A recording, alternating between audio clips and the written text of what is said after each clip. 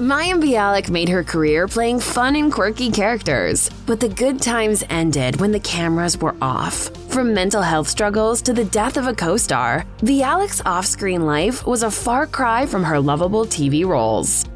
Mayim Bialik first made a splash when she was cast as the childhood version of Bette Midler's character in the tearjerker Beaches. The youngster's charisma was off the charts and led to her picking up the leading role on the NBC sitcom Blossom. Viewers fell in love with her all over again, and the show ran for 5 seasons. Even though she was a famous child actor who starred in a hit TV series, Bialik spent those years plagued by feelings that she didn't fit in. She told Yahoo Entertainment, "I don't know if I felt normal growing up." However, the star clarified that those feelings had less to do with being a kid actor than her experience as the child of first-generation Jewish immigrants. As Bialik recalled, when she wasn't on a Hollywood soundstage, she was in an environment where English was rarely spoken. So nothing felt normal for me? Like I always felt different? While it would be easy to assume that becoming a sitcom star would diminish those feelings, Bialik found that it actually made them worse. She told the outlet, "Being on television definitely didn't help that. Made me feel more of an outsider. Being in the public eye is definitely abnormal."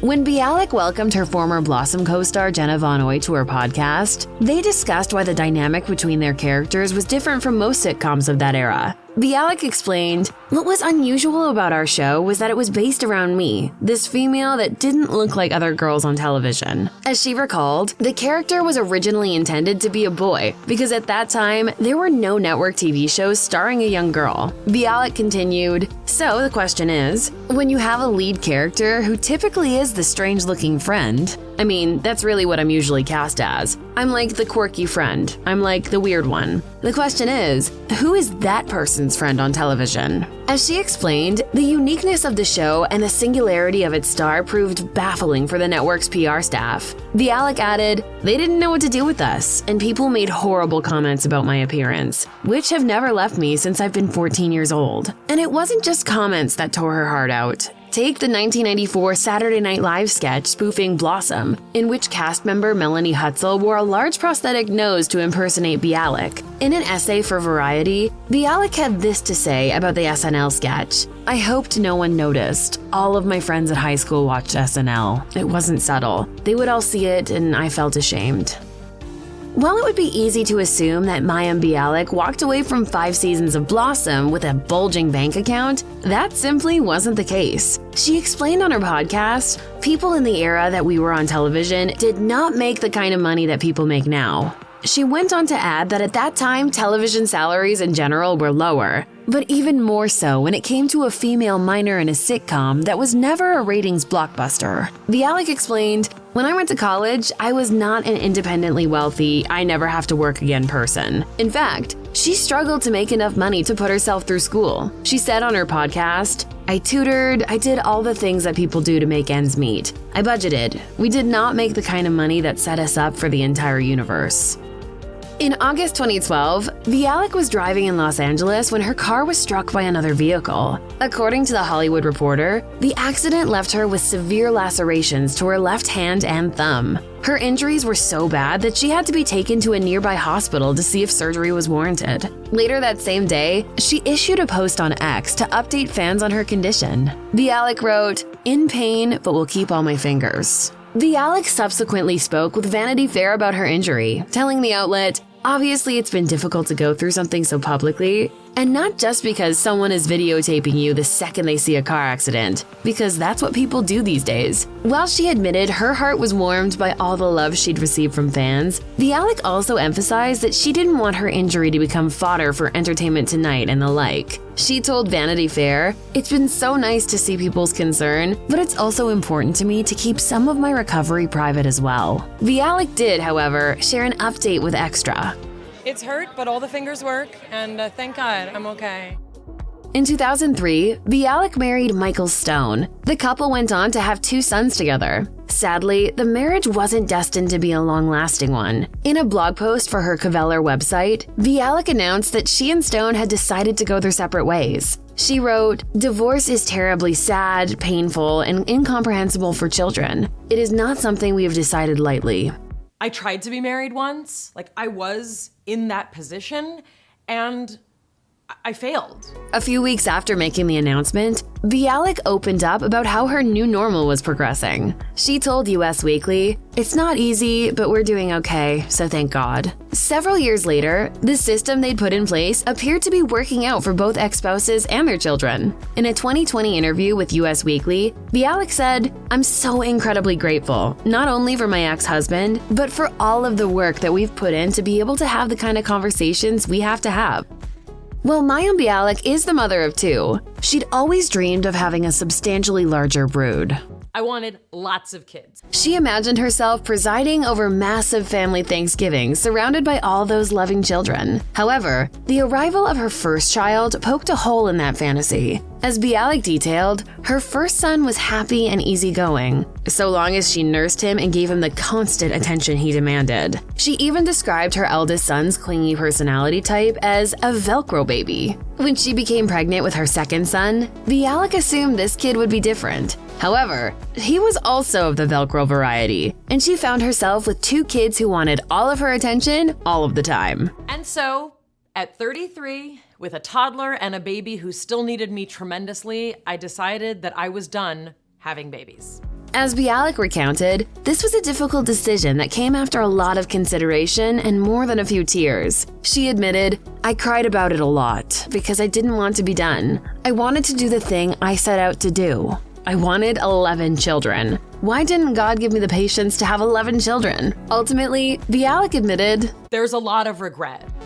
As her fans well know, when Blossom ended, Bialik went on to earn a PhD in neuroscience from UCLA. Meanwhile, she never truly left Hollywood, maintaining a steady roster of screen roles throughout the 2000s. In 2010, one of those guest starring roles propelled her to the biggest success of her career when she was cast as Amy on The Big Bang Theory. Eventually becoming a series regular on the hit sitcom was the furthest thing from Bialik's mind when she auditioned. I didn't expect to be on a TV show. That was not part of the plan at all. During an appearance on the Canadian talk show The Social, the actor revealed that her health insurance was about to run out. However, she felt she'd qualify for SAG-AFTRA health insurance if she could nab enough acting roles. Bialik recalled, "And I figured if I can just get even a couple jobs like here or there, I'll be able to get insurance again." While The Big Bang Theory wound up becoming her most successful project, her experience on the show nevertheless proved to be nerve-wracking. With acting stuff, my level of anxiety surrounding performing is very, very high. The actress also described how she'd feel a knot in her throat if she felt she wasn't doing a scene just right. As the daughter of first-generation immigrants to America, Mayim Bialik grew up in a close, tight-knit family. In April 2015, she shared some truly tragic news with her fans in a blog post for her Coveller site. Her father had died following 2 months in hospice care. Bialik wrote, "We knew it was coming. We had months to process and love and grieve and rage at God and all of that." Still, losing her beloved father was understandably difficult for the actress. In fact, the feelings that his death stirred up for her were so powerful and lingering that the experience inspired her on an artistic level. The result was the 2022 movie, As They Made Us. Not only did the project represent Bialik's first time directing a feature film, it also told a deeply personal story, inspired by what she and her family went through with her father's death. Bialik told Yahoo Entertainment, "There's a year of grieving in traditional Judaism. After that year, it's kind of like a veil lifts." In the quasi-autobiographical film, Glee alum Diana Agron plays a divorced single mom coping with taking care of not only her kids, but also her parents as they get older. The film's themes, Bialik explained, resonated profoundly. She told Yahoo Entertainment, "Death is not difficult, but dying is. There's nothing harder than nursing your parent as they die." Mayim Bialik has been no stranger to controversy, and she's frequently been attacked online. She referenced that in a 2017 Facebook post, writing, "My life right now. People hate me because I am a Jew and a Zionist. Other people hate me because of my solidarity with Muslims. Seems that mostly white, heterosexual, non-Jewish males hate me most. Interesting." Of course, she's also been the target of online abuse due to statements she's made. One of these came in her 2012 book, Beyond the Sling, in which she wrote about why she refused to have her children vaccinated. After being attacked on social media when the topic resurfaced 8 years later, Bialik posted a lengthy YouTube video clarifying her stance. But I have never, not once, said that vaccines are not valuable, not useful, or not necessary, because they are. Bialik also took heat on social media for an essay she wrote for the New York Times in the wake of multiple sexual assault allegations against Hollywood mogul Harvey Weinstein. In the piece, Bialik noted that her non-traditional looks allowed her to avoid Weinstein-like scenarios of sexual predation. She was quickly hit with backlash for seemingly blaming the victim, implying that a woman's assault was caused by her beauty. Bialik responded via tweet, writing in part, "I also see a bunch of people have taken my words out of the context of the Hollywood machine and twisted them to imply that, God forbid, I would blame a woman for her assault based on her clothing or behavior. Anyone who knows me and my feminism knows that's absurd." Not only has Mayim Bialik been open about the anxiety she feels while acting, she's also spoken about the mental health struggles she's experienced throughout her life. Bialik revealed to Yahoo Life in 2021, "I've struggled with mental illness really my whole life and have started becoming more vocal about it." Opening up about her mental health struggles, she added, was her way of bringing an often stigmatized topic out into the open. She explained to the outlet, "It does make a difference in breaking that stigma and allowing people to see that mental health, it does not discriminate. There's no amount of money that makes you immune." In addition to anxiety, Bialik's own mental health struggles have manifested in obsessive-compulsive disorder, more commonly known as OCD. She said on her podcast, The obsession is the internalizing aspect, and the compulsion is the externalizing aspect. In a video PSA for Child Mind Institute, Bialik explained that she grew up with OCD and still copes with it as an adult, admitting, "One of the things that made my life really difficult was trying new things, and it's still really hard for me." However, Bialik added, learning to be able to put her trust in others and accept their support has made all the difference. Change is possible, change can be good, and even when it's scary, it's still okay.